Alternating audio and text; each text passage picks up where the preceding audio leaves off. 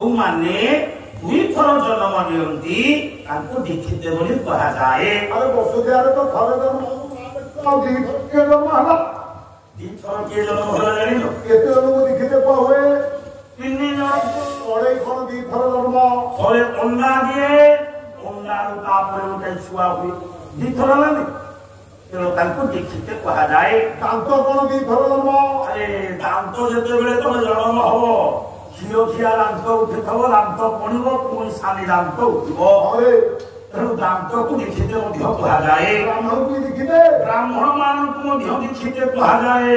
ब्राह्मण अंडा दिए ब्राह्मण उसुमे बसे ब्राह्मण अंडा दब ब्राह्मण उसुमे बस नाई नाई बेहरा बाबू से जो कुल जन्म हित जन्म ना जाए शूद्र संस्कार बीज उच्चते संस्कार करा जाए।